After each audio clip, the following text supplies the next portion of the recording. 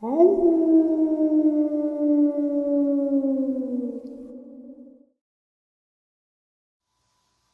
greetings and salutations, everyone. I hope everyone is doing well today. Today I have one heck of an upload to share with you, and before we get into it, a couple links. As many of you know, I rely on Patreon, PayPal, channel membership, and the merch to help the channel to continue to grow and go. Links to Patreon, PayPal, and channel membership is in the description below. Merch displayed directly under the video. Also, Dogman Frightening Encounters, Volume 1 through 3, the audiobook versions. They were written and researched by Tom Lyons, narrated and produced by me, Gov'T only. Those audiobooks are available on Audible, Amazon, and iTunes, links to which are also in the description as well. And finally, last but definitely not least, if you'd really like to help support the channel to continue to grow and go, simply subscribe. It doesn't cost a cent. Click that like button, takes half a second. If you don't want to miss out on any of the informative uploads I put out daily, click that bell icon, and folks, please leave a comment, share the video. Why? Well, because all of these things really do help this channel to continue to grow and go. They are appreciated, and they do matter. Now, everyone, I have taken far too much of your time. Let's jump in to today's upload, shall we? Randy, how are you? I'm fine. How are you? I'm doing well. Thank you for coming on, and thank you for taking some time out of your day to share this with us. I appreciate it. That's fine. Like I said, I don't mind doing this at all. All right. So, pretty much everybody that I read in the comment section was excited to hear about this in your words, because most encounters, they're just a sighting, you know. I mean, you and your brother you took one down, DNR came out, so if you don't mind, I'd love it if you could just go from, day one of hunting season that year. Okay. Basically, it started out like all of our hunting days.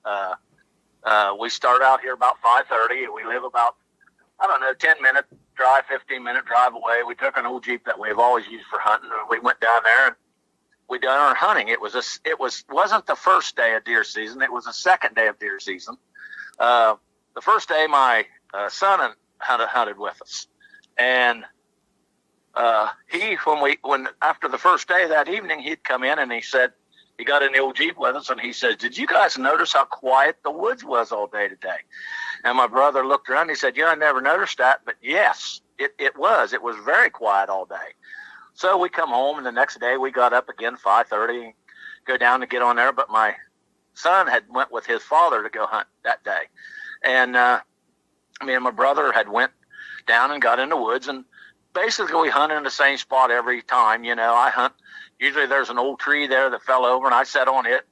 He sits about 50 or 60 yards away from me, and he sits on this old tree stump that we'd cut this tree down years ago. And this farm that we hunted on was rented by my uncle. And I've hunted on this farm ever since I was 13 years old. I've hunted on it. So I hunted on it since 1966. Okay. And the farm is always, up until even to this day, it's farmed by a relative of mine, So I still have access to hunt and all that. So anyhow, we was sitting there, and got there about 5:30 or so, a little bit after 5:30, and got on our stands. We sat there, and I did notice that morning that it was real quiet. And my brother, like I said, he was out 50 or 60 yards away. We were both sitting kind of along the edge of the woods, but we could see out into this cornfield that our uncle had just shelled some corn out of. And we were sitting there, and morning wears on, and about 10:30, I heard my brother shoot. So I stepped out, and when I stepped out, I thought, well, there was a deer there, and he was shooting at, maybe I'd get a shot at another one. Right. And when I got stepped out, I realized that it wasn't any deer. It looked like a big German Shepherd dog running on its hind legs towards my brother, and he was shooting at it. And he had what a 358 Winchester, which is a very high-powered rifle, and I had a 308 rifle.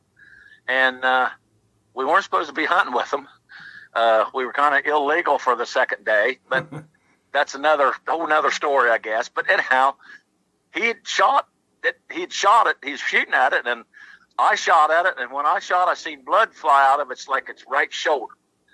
And like I said, the second shot I put in this rifle, I hit it in the head. And when I hit it in the head, it made a slashing mark at my brother with its right paw, and it actually sliced his shoulder, and I didn't know it till later on, but his chest. So I run down there to where he's at, and this thing is dead. I mean, it's dead after being shot in the head. There's not even any movement on it. Right. So anyhow, I run down there, and I said, Rick and I are both saying, what the heck is this thing, And I said, I don't know what it is. But I got him up there and got him back there, and I drove up. I run up, got the Jeep, come down, got him. We took it, went up to my uncle's house, and my uncle's wife called it in as a animal attack, a wild animal attack. And we sat there. Well, when the ambulance come, the two sheriffs came, and two ODNR guys. I knew there was another ODNR guy that I knew from high school days, and he was there, and he heard the call. He was hunting a couple farms away, and he came down because he knew that where we was at hunting. So he came down. So they're loading my brother up in the ambulance, and he's telling them, they're asking him questions, and I'm telling them what's going on. And they said, of course, they don't believe nothing I'm telling them. Nobody believed us. And I said, well, we'll show you. Come on. So my friend got in, and the ODNR guy that was my friend got in the Jeep with me. One of the sheriffs and one of the ODNR guys got in. And I never thought about it until the time, because they left. One of the sheriffs and one of the ODNI guard brought a pickup, and they come in two different pickups. The ODNR guys and the sheriffs come in two different cars. But I never thought about it till later on. But they asked me all these questions all the way down to where it was at. And what they were doing is questioning me to see if my answers were the same every time. I think it's what they were trying to figure out, you know. And they never asked me one thing about the guns we used. They didn't even mention them, because we took the guns in and put them in our uncle's house, kind of hid them away, because we weren't supposed to be hunting with them. Right. Yeah. So, anyways, I took them down. I got out there, and the only thing these guys could say is, "What the hell are that?" And I said, "I don't know." They said, "Well, it looks like a big German Shepherd dog." I said, "I've never seen a German Shepherd dog run 100 yards on its back legs." Yeah, absolutely. And this guy said, "Well, it was on its back legs." I said, "Yeah." And we all looked at it. We was looking it over, and like I said, it had claws that was like 3 or 4 inches long. I mean, it had paws or hands that looked like a raccoon, but they were huge. I mean, they were like twice as big as my hand, as a human's hand. And they were, his back legs or his back feet looked like a raccoon's, only had ginormous claws on them too. And the feet were huge. They were probably 15 inches long at least. Wow. And the body itself was coal black, except its stomach. It had white on its stomach, down its chest. And, of course, they looked it all over, and my brother had hit it 4 times in the chest. And I'd hit it once in the shoulder, and like I said, and then in the head. And the headshot's what put it down. But, it had four shots right through the chest, right where its heart and lungs should have been, that it should have stopped it, but it didn't. And they talked there a while, and they brought more guys in, and the guy that was my friend from the ODNR, he was snapping pictures, and they were snapping pictures, and the sheriff snapping pictures. Anyways, I tell my friend, I said, "You think we could get me some pictures of that?" He said, "Oh yeah, I'll definitely get you some pictures." Now, when they were looking at it, did they move it at all? Did they, roll it over to look at the backside of it, or did they just okay? It had a tail that was about 2.5 or 3 foot long that was kind of bushy. Okay. Stupid question. Was the genitals Were they noticeable, like a Oh dog yeah, or it like was. a human? It looked like a male dog. I mean, Okay. it looked like a big male dog. Only the genitals, the I guess the sack on it was huge. It looked like, I'd say it looked more like a tennis ball size or bigger. Right. Maybe grapefruit. It's genital part of it. Right. Now the other part, it looked just like a male dog. Okay. You couldn't see anything different about it. Right. But, okay. The bullets had went in this thing and it hadn't come out of it. It didn't go out. The only bullet that went in it that went out of it was the one where I shot it in the head. And it went just to the, I guess, the backside, towards the backside of his skull, right by his eye. And then it must have lodged in the other side, went through it because it took his eye out. It took its eye out, Yeah. It didn't blow its head off. You could see its head plain as day. And it had like teeth that were like 3 inches long. Its canine teeth were like 3 or 4 inches long. They were huge. And that's something they was taking a lot of pictures of it that way. And they took pictures of the skull, its face, its legs, its limbs. The one guy was taking individual pictures of everything, its whole body, not just one body picture, Right. Now, And, did it make any noise when you guys were shooting at it? I didn't hear any. My brother said that well, let me tell you the story of that part of it here in just a minute after I get this other part done. Okay, sorry. But and that's all right. And like I said, these guys were talking, and by the time they're messing around, it's getting like 4 or 5 o'clock in the evening. They've messed around there, and there's more game wardens coming. I mean, more. They just keep coming in. So finally, they decided they've got 2 pickup trucks there, but they're not going to take and load it in the back of the pickup, take it away. They're going to wait and take it away tomorrow.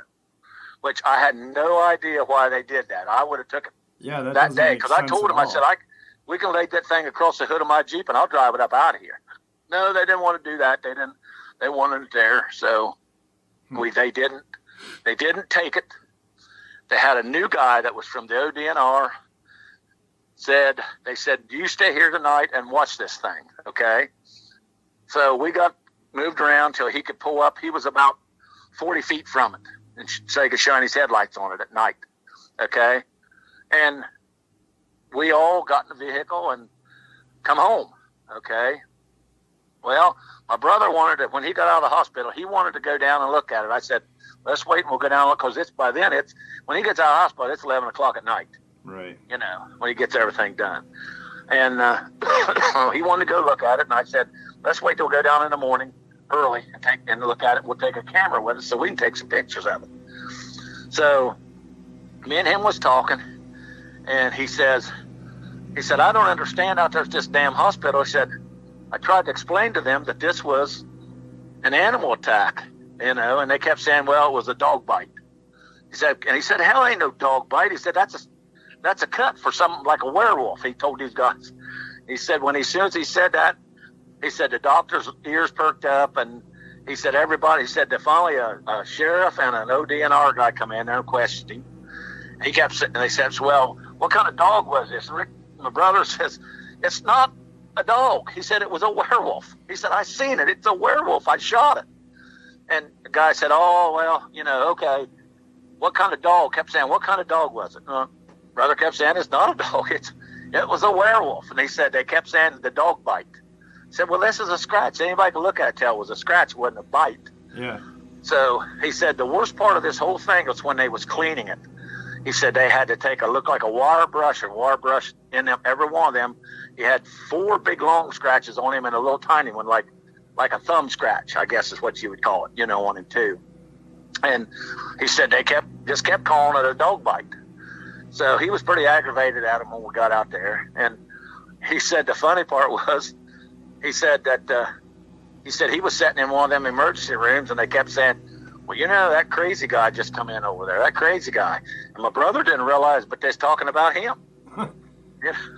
So, and he, thinking, what crazy guy? I hope they don't let this crazy guy come over to where I'm at. And it was him they was talking about a werewolf, So anyhow, I got my brother home, and I asked him some questions, and he was telling me that, he said, well, I watched these things. This is my brother's version. He said, I watched these things come across that cornfield, And he said they just kind of loped along. And he said, but I noticed that they walked funny. He said they were on their front legs, their 4 legs. There was 3 of them.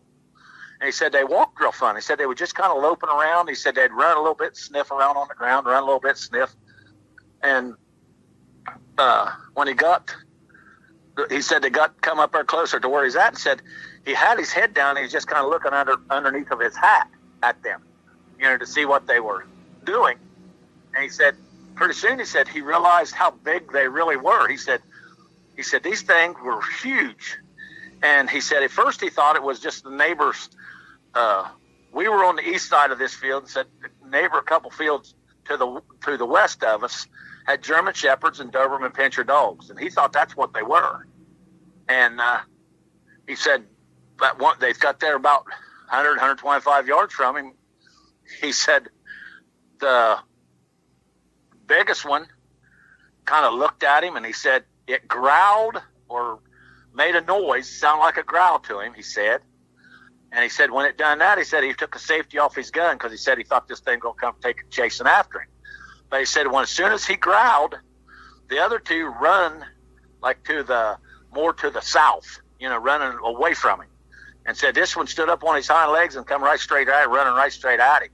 And then from then on, that's when I got involved and shot. He was shooting at it and I was shooting at it. I never saw the other 2, but he said there was 3 of them together at the time. So anyhow, we're getting ready to go back down there the next day and to look at it. And the game warden guy, the new guy, he's sitting up there at my uncle's house on the phone. They're yelling back and forth, and I couldn't figure out what was going on. My uncle come out of the house and he said, they said that thing's going. I said, what? Said that thing's going. Said it ain't down there. I said, I know it was dead. I said it couldn't have got up and walked away. It was dead. Right.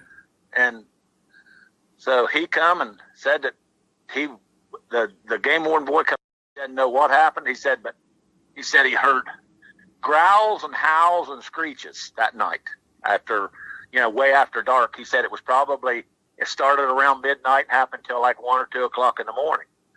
And he said when it finally stopped, said he kind of laid back there and said he kept turning his lights on and off because he had the vehicle running. Said he kept turning the vehicle lights on just to see if anything was there with it. Said he never saw anything. Said about 4 or 5 o'clock in the morning, he went to sleep, fell asleep in the car.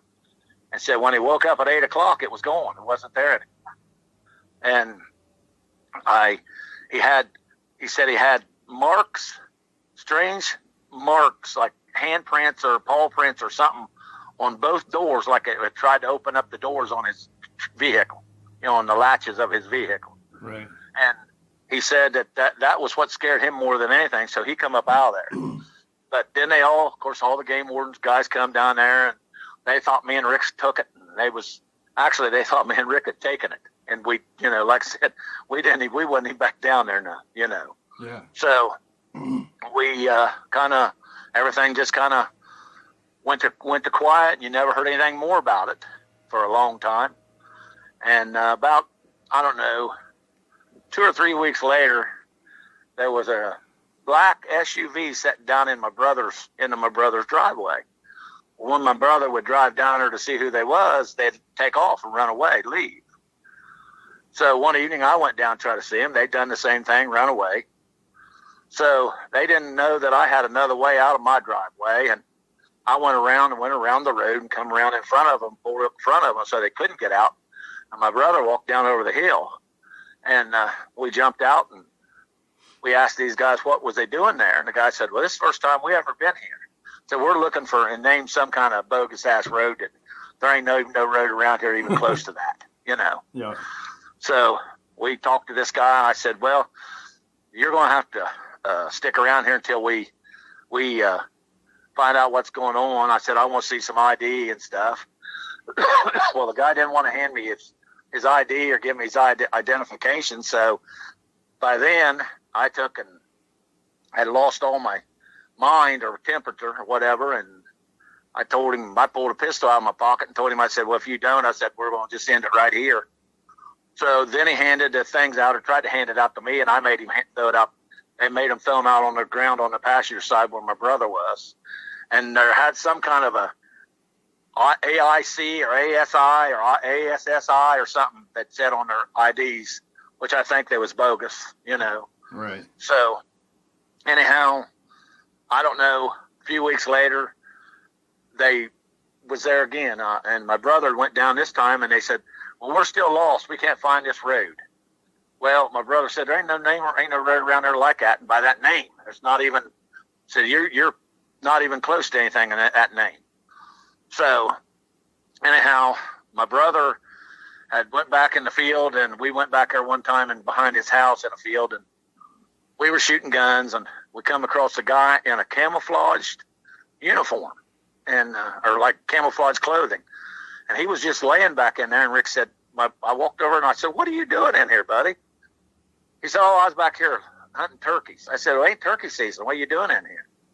I said, you're on the wrong piece of property. Oh, well, I'm supposed to be over here on these other people's property then. I said, who are you supposed to be on? Well, he couldn't tell me the name of the farmer. So it was some kind of a bogus bullshit deal that they were watching my brother and I. That's what it was. So, wow. And it may have been such a thing that they were there trying to protect us. I don't know. You know, maybe these things, they know that these things would try to smell us or trail us home or whatever, you know? Yeah. So I really don't know anymore, you know? Yeah, you can't, I mean, you don't really know. I've heard so many encounters where, you know, the whatever they are, whoever they are, you know, go follow the people home to protect them, or is it to scare them, or you don't really know. Keep them quiet. It's definitely crazy. I was trying to put together like ASI or and I'm like animal service investigation or something like that, or you know. But now, what was their demeanor like? Were they, you know, I mean, before you obviously pulled out your pistol on them, were they? Well, before they were okay. They were courteous and nice and all that. But when I told them, I said, well, I need to see some ID, then their attitude sort of changed. Right. And when their attitude changed, I thought the guy was going to try to drive around my vehicle because I had to pull in front of their car. And my brother of course they didn't know, but my brother had a pistol on him too, and he had it behind his back. And I just pulled my pistol out and said, boys, I'm telling you, it's just going to happen unless I don't get some information. Yeah. So they was going to hand me the card to me, but I know not to take nothing from somebody's hand. You know, I'm smart enough to know that one of them guys could grab you or something like that, you know, and done a whole world of hurt to you. So I told them to throw it out on the passenger side. So I made them throw both of them out. Don't know their names. John Jameson was one of them, I think. But it's been so long ago, I can't really remember. Right. So, but I think that was the one of them that was on the thing. And like I said, after I pulled the gun out on them, the whole demeanor changed. They was real kind and courteous again. So, you know, and I wasn't going to do anything, I'm going to tell you, but I was just so fed up with trying to ask these, you know, this went on for like 2 or 3 weeks that we tried to pull down there. And then the guy would say, well, this is the first time I ever been here. Well, there's bullshit. I know better because I could tell by looking at the vehicle. You know, it was the same vehicle. Right. You know. Right. And then to come back again and this and that. I mean, yeah. It's definitely... and I like to say, I don't know. I mean, I don't know if they was there trying to protect us, thinking that these things would come looking for us. And as of to this day, I've never seen another one, and I haven't ever heard noise that, I hear coyotes around here. But ain't nothing. I mean, what my brother said that this thing made a noise, you know, so. Right. And I don't know, you know. No. But my brother said this thing, when it run at him, when it stood up once. Have you ever seen how a Tyrannosaurus Rex leans forward with its arms and runs? Yeah, kind of hunched over a little bit. Yeah, that's how this thing ran at my brother. Yeah. Wow. And like I said, I never, you know, I don't know any kind of animal that can run on its hind legs 100 yards. Yeah. Now, I mean, I've seen dogs walk around on their back legs, but not no 100 yards run. Yeah, I mean, you know, 'cause this thing was running full bore. Yeah. So it's kind of funny. And when this thing, what were you going to say? Also, this thing closed that 100 or 125 yards in, I mean, like milliseconds. I mean, it probably covered that 100 yards in 5 or 6 seconds. Now, the other two, what did they do? They just kind of veered off? My brother said that when this thing growled, they took off running to my brother's right. Okay. So they was running on down towards the side of the river. And the one, like Rick said, like my brother said, he just stood up. When he stood up, he just, and Rick said it was the weirdest thing. He said this thing grinned at him or smiled at him before he come chasing after him. Said it was, he said, I don't know if it was when he was showing me his teeth or if he just thought, well, here's a meal. He said to this day, he said he doesn't know why that thing would smile at him. But he said it just smiled at him like it was grinning at him, you know. And like I said, and I think if my brother had been there by himself, he would have, right. you know. Yeah. But I don't know. What do you now? You've been hunting all your life, so I'm assuming that you can estimate a weight. You know, what would you say this thing weighed? Oh, I'd say the thing weighed 500 pounds, 450, 500 pounds, easy. It's big. Right. It's like, I mean, it was 7.5 feet tall. It was nothing but muscle. I mean, it was, I'll tell you, it looked like, not really so much like a bodybuilder, but like a well-built man. You know, its body did, you know. Down at its hips, it was kind of, you know, like thinned down, you know, like bodybuilders get. And the legs were real muscly. I mean, the legs were like beefcake legs, you know, the back legs was. Now, the front legs weren't so big, but they were way longer than the rear legs. Okay. This thing was.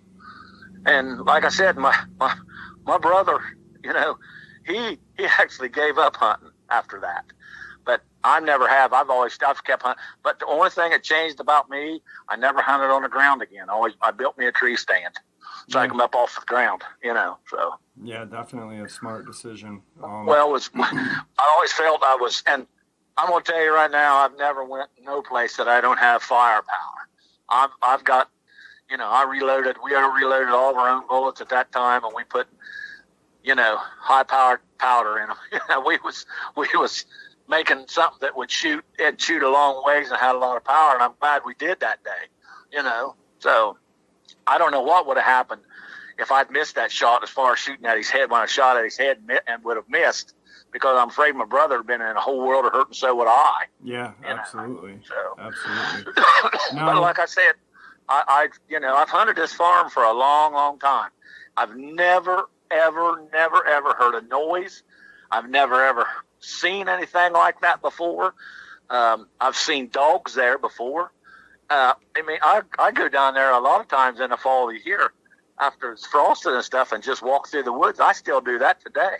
Right. You know, but I don't never go without a gun. I always take something that's got a lot of, you know, it's got some oomph to it, I guess. Yeah, you know? Yeah.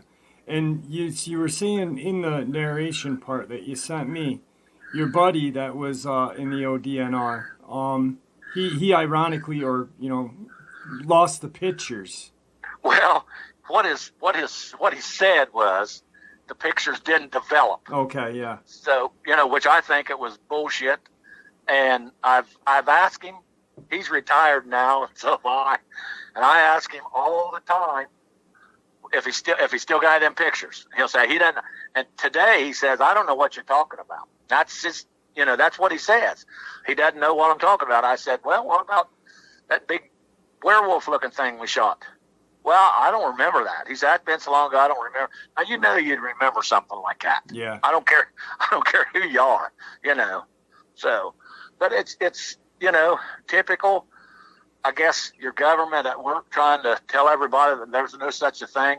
And I call it a werewolf because it looked like, I don't know if any of you guys seen the Van Helsing werewolves in the Van Helsing movie. That's exactly what it looked like.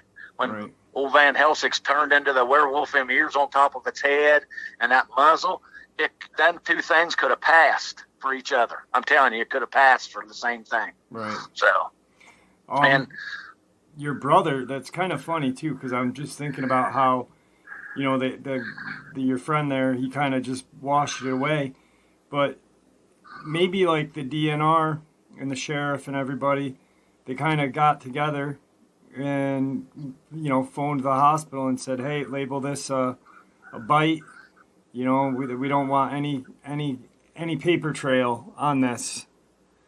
You know, and that's why they were so adamant about, you know, what kind of bite, what this and what that, and, you know, just the Well, government and media bullshit. yeah, well, and that's what me and my brother have always said, because like he said, this wasn't a bite. He said, a werewolf scratched me with its front claws. He said, this is a werewolf. And he said, I was adamant about telling them. I said, write that down, that this was a werewolf attack. And people look at him like he's crazy, you know, and that's one of the reasons I think that he doesn't want to talk about it anymore. Yeah. I truly think that he thinks that, you know, he's 5 years younger than me, so he's 62, and he just wanted to kind of let it go. He doesn't really give a shit about it, I think, anymore, you know. And like I said, his kids, his grandkids, his wife that he has now knows nothing about it, you know. The only person that really knew anything about it was his first wife, and my second wife knew about it, and our mother. That's the only ones that ever, you know, you're the first person I've ever told this story to. And I mean, I know it sounds crazy, but it happened. We was there. I mean, I seen this thing, you know, and like I said, it probably weighed 450, 500. It was the biggest, it looked like, I don't know, like a calf, you know, like a half-grown calf. Okay. Is how big it was, you know. I mean, it was huge. Yeah, absolutely. Know? And like I said, it had a kind of a bushy tail. It was basically all black. I mean, this thing was so black that it was black. I mean, it was, if it would have been nighttime, you couldn't have seen this thing. That's how black it was. Yeah. You know. And another thing I would say about that scratch or that cut on my brother, he said that the reason they wanted to clean it so well is, he said, when they started cleaning it, it had dead meat that was left in it. Oh, not from my brother, but from the claws, evidently, of this thing. Yeah. You know. Bacteria and shit like that, yeah. Oh, yeah. You know, and that's what said. They cleaned it, and they give him, I forget how many different shots, you know, and all that stuff, and pain medicine. Like he said, he wasn't in any pain. Like he told him, he said, this doesn't hurt. You know, he said, this isn't hurt. You know, so. That's strange. I mean, if you think about it, a gash, any kind of gash, it hurts after a while, you know. Wow, that's definitely weird. I'm thinking, because you were talking about how the other two ran to the right, and to the right, you said, if I heard you correctly, is a river. I'm thinking that you guys were just in the wrong spot, you know. It was a chance crossing, that these were heading toward the river to use the river edge there to travel.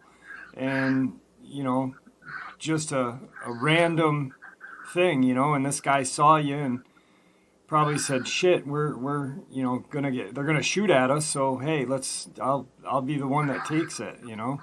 Well, and I've always thought too, that's what me and my brother talked about, that it was something that was just moving through the area. Yeah. They weren't, and it was just happenstance that we was there on the day that gun season was for deer, and they just happened to be coming through there at the same time, and it was just luck of the draw, luck for him, and bad luck for my brother, you know. Yeah. And like I said, my brother, you can't even hardly see the scar on his. You can't see the scar on his chest. You got to look so hard. You know, it wasn't a real big cut on his chest, but it was cut. But the one on his shoulder, it was right at the top of his shoulder and arm. It looked to me like it was deep, but they didn't stitch it up or anything. So I you know, like I said, I'm not no doctor, medical person, so I don't know. Right. But you know, they just kept making him. They give him some kind of can't think of what it's called now. They gave him some kind of a medicine to put on it, but he had to put peroxide on it every time that he changed the bandage, which he's supposed to change the bandage every 8 hours. And every time, my brother said, every time he poured peroxide on it, said it just foamed, or it looked like it was infected, you know. Yeah. So that's crazy that it didn't hurt. I mean, that right there baffles me, because you think something like that would hurt. Well, you got to understand, my brother is one of the toughest people I've ever known in the whole entire. And I've known some tough guys, but I've seen my brother fight 3 or 4 guys before whip them all. So he's not no sissy. Right. He's not a sissy by any means. Right. But like I said, he's just tough. I mean, he's tough. And but like I said, I just, my thing is that, you know, I've asked that, like I said, my friend from the ODNR, he's all the time telling me he doesn't know what I'm talking about. Said there was never no pictures taken of that. I don't even know what you're talking about. There was never no pictures. There's never any pictures.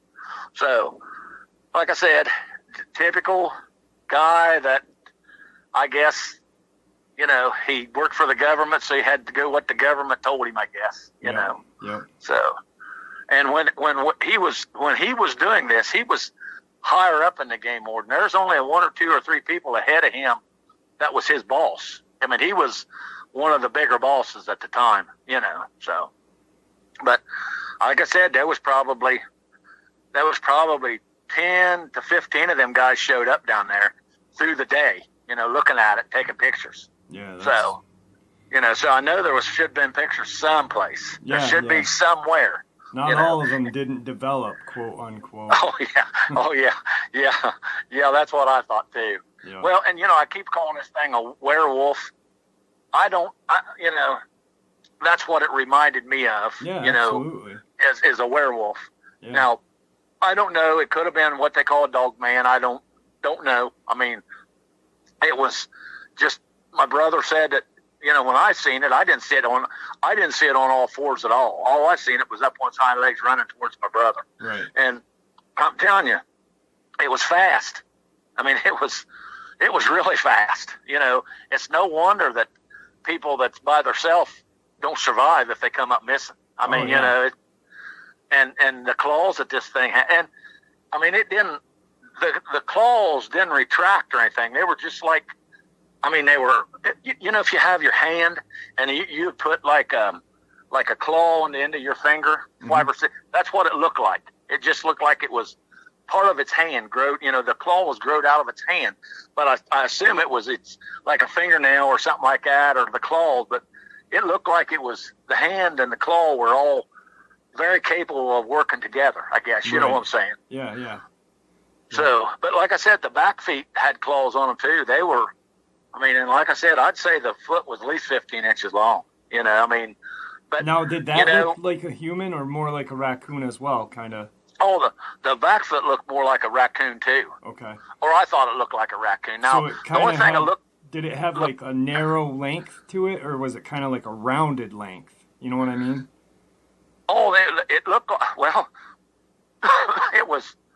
it's actually, its foot reminded you of a raccoon, other than after you got past where the claws are. Right. Then it looked like more like a person's foot. So it had, you know, it was digits just, and everything too. Oh yeah. Okay.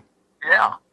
It was, but it was so, mostly the thing that looked human about it was its body.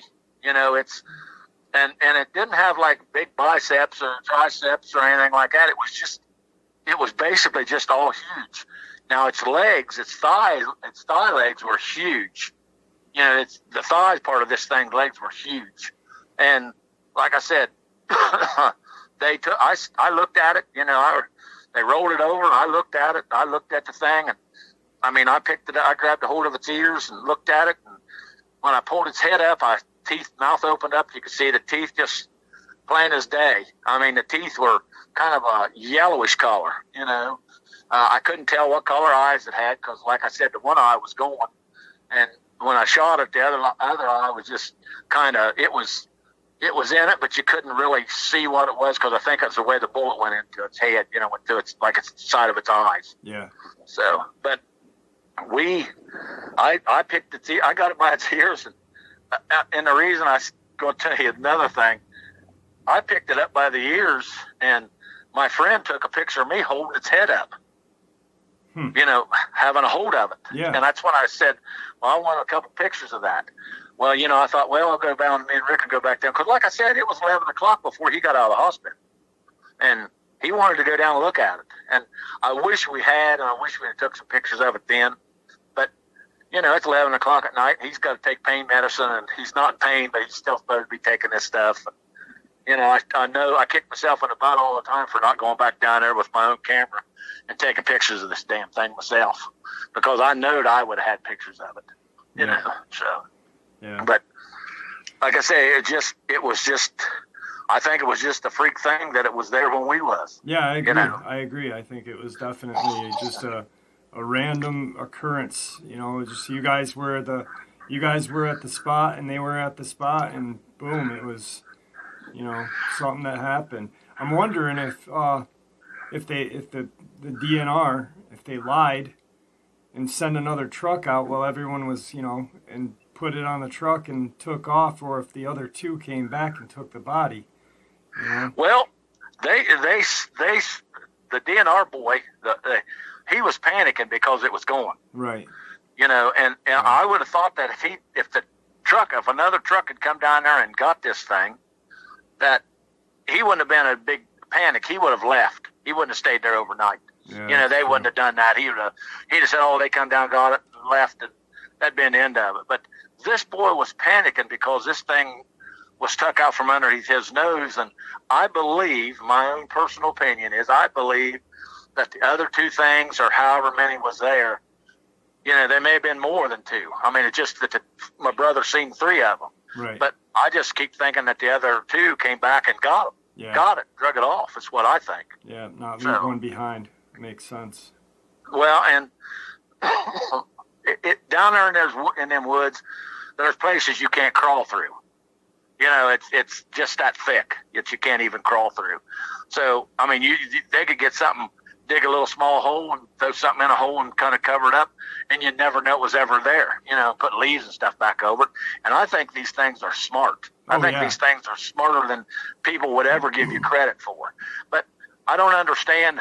My thing is, like my brother said, he would have never shot at this thing. He would have never shot at him.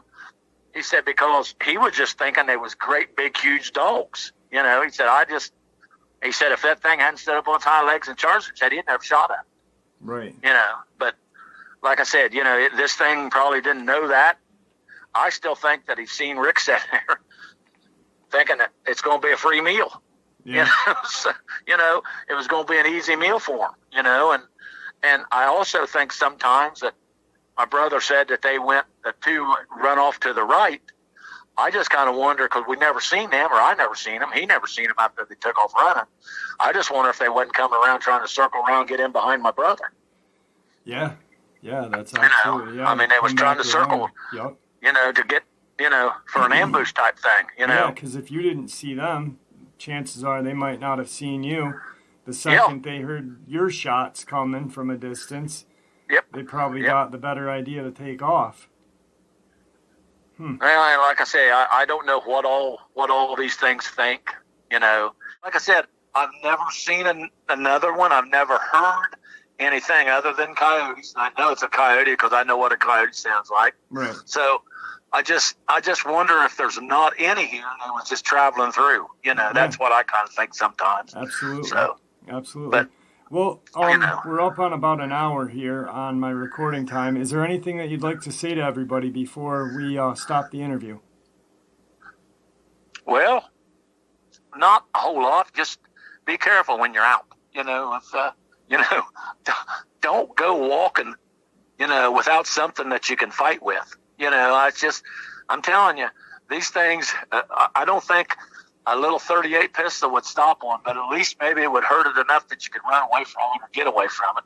Yeah. But I mean, and I really appreciate that you listening. I appreciate that you think what my story was worth listening to. So yeah, I appreciate you coming on. I really do. I'm going to end the interview, but don't hang up, okay? Okay. And there you have it, folks, today's upload, which I do hope you all enjoyed as much as I enjoyed sharing it with you. I'd like to thank you all for supporting the channel. It is your support that gives us and people like Randy a chance to share their experiences and theories judgment-free, just simply treated with the respect that we all deserve. Please stay safe, happy, healthy, and ever vigilant, keeping an eye on our children, pets, family, and friends. These creatures are real. These events are real. They happen and they are out there. They're dangerous. Share this information with those you love and care about. and it may just help save their lives someday. And until next time, never stop asking questions, never stop searching for the truth, and God bless.